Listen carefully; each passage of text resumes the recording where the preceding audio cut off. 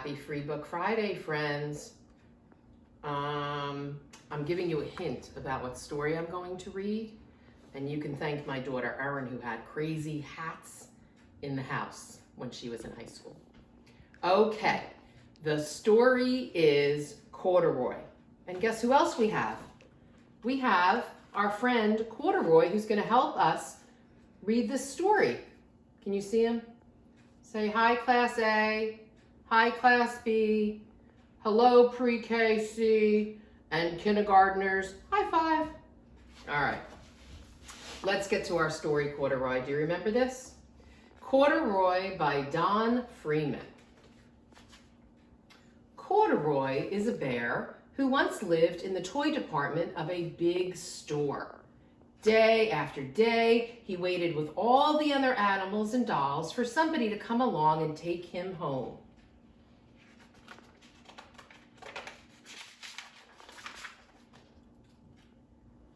The store was always filled with shoppers buying all sorts of things, but no one ever seemed to want a small bear in green overalls. And then one little girl stopped and looked straight into Corduroy's eyes. "Oh, Mommy," she said, "look, there's the very bear I've always wanted." "Not today, dear," her mother sighed. "I've spent too much already. Besides, he doesn't look new. He's lost the button to one of his shoulder straps."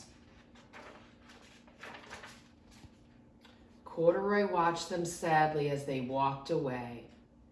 "I didn't know I had lost a button," he said. "Tonight I'll go and see if I can find it."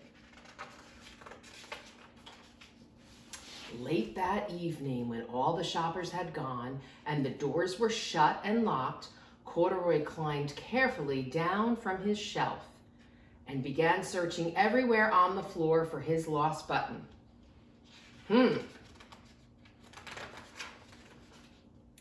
Suddenly, he felt the floor moving under him. Quite by accident, he had stepped onto an escalator, and up he went.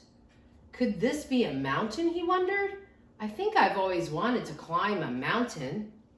Have you ever been on an escalator at the store and you go up and the stairs go up and you follow it along and you don't even have to move your legs?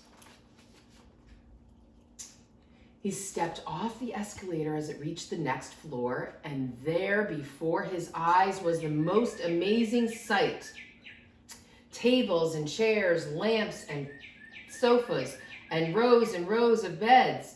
"This must be a palace," Corduroy gasped. "I guess I've always wanted to live in a palace." It's not really a palace, right? It's the upstairs furniture floor. He wandered around admiring the furniture. "This must be a bed," he said. "I've always wanted to sleep in a bed." And up he crawled onto a large, thick mattress. All at once he saw something small and round. Can you do a small and round with your hand? I see you. "Why, here's my button," he cried, and he tried to pick it up. But like all the other buttons on the mattress, it was on too tight. He yanked and he pulled with both paws until pop, off came the button, and off the mattress, Corduroy toppled. Toppled is like fell.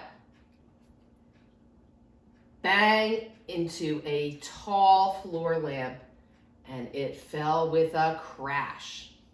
Uh-oh, Corduroy's getting himself in trouble. Corduroy didn't know, but there was somebody else awake in the store. The night watchman was going for his rounds on the floor above, and when he heard the crash, he came dashing down the escalator. "Now, who in the world did that?" he exclaimed. "Somebody must be hiding around here." The night watchman is like the policeman that watches the building at night to make sure everything is safe. He flashed the light under and over sofas and beds until he came to the biggest bed of all, and there he saw two fuzzy ears sticking up from under the cover. "Hello," he said. "How did you get upstairs?"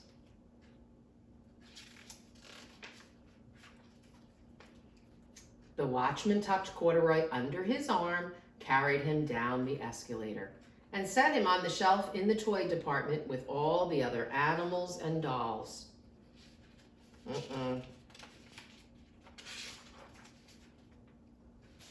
Oh, look who it is. Corduroy was just waking up when the first customers came into the store in the morning, and there, looking at him with a wide, warm smile, was the same little girl he had seen only the day before. "I'm Lisa," she said, "and you're going to be my very own bear. Last night I counted what I had saved in my piggy bank, and my mother said I could bring you home." Do you save money in a piggy bank? "Shall I put him in a box for you?" said the saleswoman. "Oh, no, thank you," Lisa answered, and she carried Corduroy home in her arms. She ran all the way up 4 flights of stairs into her family's apartment and straight into her room. Corduroy blinked.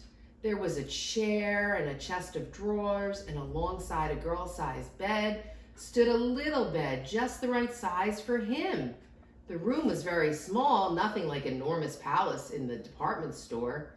"This must be home," he said. "I know I've always wanted a home." Lisa sat down with Corduroy on her lap and began to sew a button on his overalls. "I like you the way you are," she said, "but you'll be more comfortable with your shoulder strap fastened." "You must be a friend," said Corduroy. "I've always wanted a friend." "Me too," said Lisa, and she gave him a big hug. There he is. That's a nice story, right, Corduroy? Do you remember that?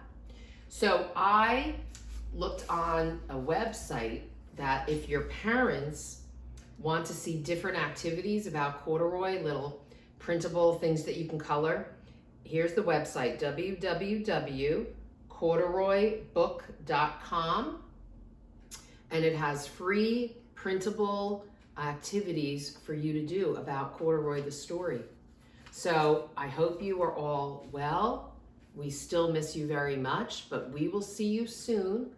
But I'll definitely see you next Friday for a new story. Bye. Love you.